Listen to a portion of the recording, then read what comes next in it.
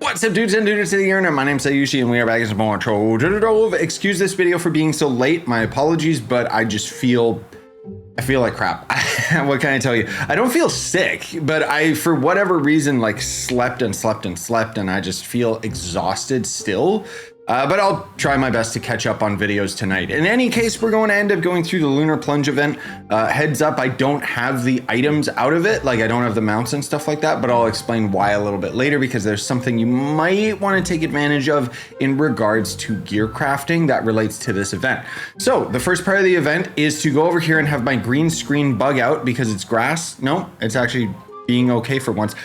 Just kidding. You interact with this guy. He's going to end up having the various items you can craft, which again, we'll get into later. And then you just complete that. That's it. You don't get rewards for a lot of the event.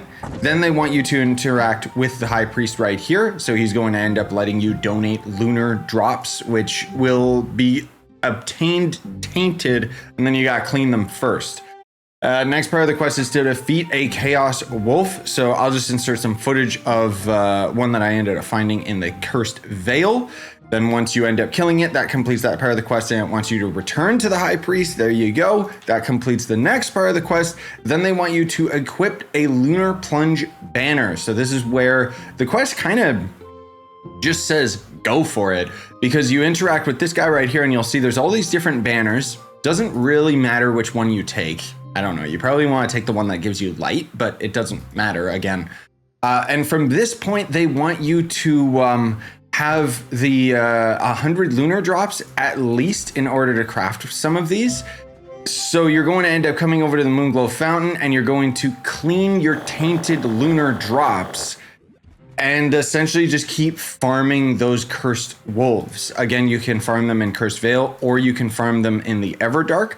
Everdark at D11 or D12, U8, U9, whatever, will essentially end up having the same drops. It's just that one of the worlds might be more packed with people because there's going to end up being the wolf enemies that you can come across, but there's also tainted stars in general. Let me show you. So there are these temporary 1-star dungeons. These are part of the event, which will end up showing those off a little bit later. More importantly, there's going to end up being these tainted stars, which you won't have this waypoint. That's a mod.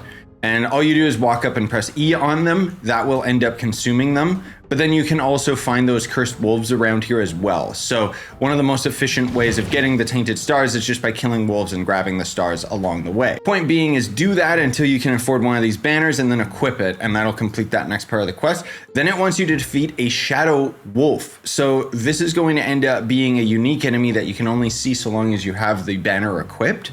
Wherein when magic find triggers, a unique enemy is going to end up spawning that you'll have to kill. Let me see if I can get magic find to trigger. That's one of the wolves right there. He died instantaneously. I'm sorry, I couldn't really highlight him too much, but they are essentially going to end up dropping lunar armor fragments. So once you defeat one, that completes that part of the quest. And then the next part of the quest is it wants you to obtain 150 lunar armor fragments from those rare wolves. Once you've done so, you're going to come back into the hub and this guy is going to end up having an armor that you can craft. I'm pretty sure I took a screenshot, so I'll insert that for you guys just to show the crafting recipe. Unfortunately, it does require a lot more lunar drops, so it's quite tedious. But anyways, once you craft the armor, it's going to make all of these little NPCs have armor on them, which I actually think is a really cool idea that they should experiment with future events. Like, how cool would it be to have this whole area be something that we're slowly upgrading through the event, making it feel like we're working towards something? I don't know. And then the next part of the quest wants you to defeat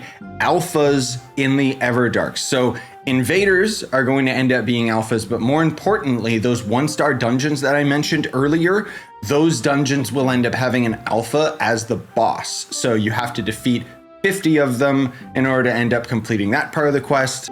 And finally, last but not least, you'll return to the high priest. You just simply interact with him, and then you get the one and only reward out of the entire event, which is 150 lunar drops. It's honestly kind of stupid when you think about the lack of rewards. But anyways, moving on to this guy right here.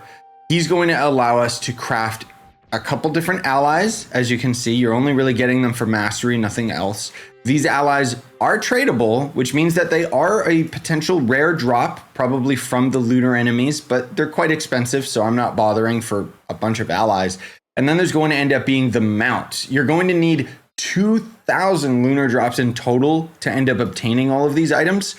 It seems like the mount is tradable. Okay, so he's like the super rare drop. If you end up getting your hands on him, you're in the money. You just wait until the event is done.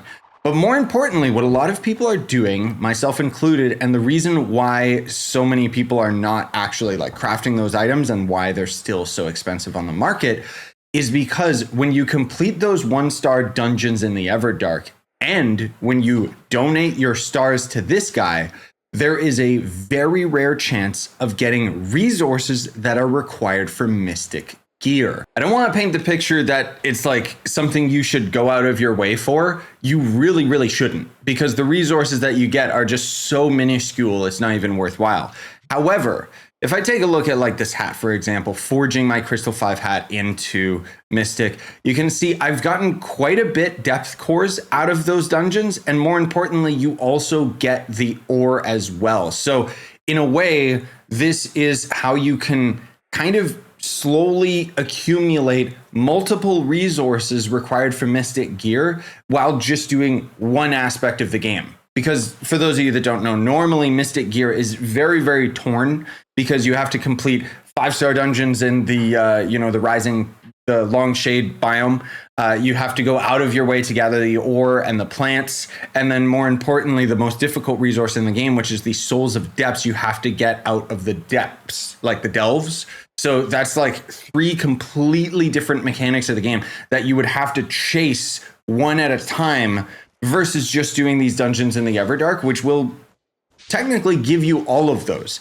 Now, that said, while the depth cores are common enough that it's actually worth farming, especially when you're getting like the deep stone and other ore as well, the souls of the depths are so wildly uncommon. Don't let anybody tell you different. Okay, because myself and a few others in our community have been testing, doing like hundreds of different dungeons, donating stars, trying to be as efficient as possible. And suffice to say, we've all barely gotten any Souls of the Depths. So I wouldn't say that this is an efficient way of grinding Souls of the Depths or anything like that.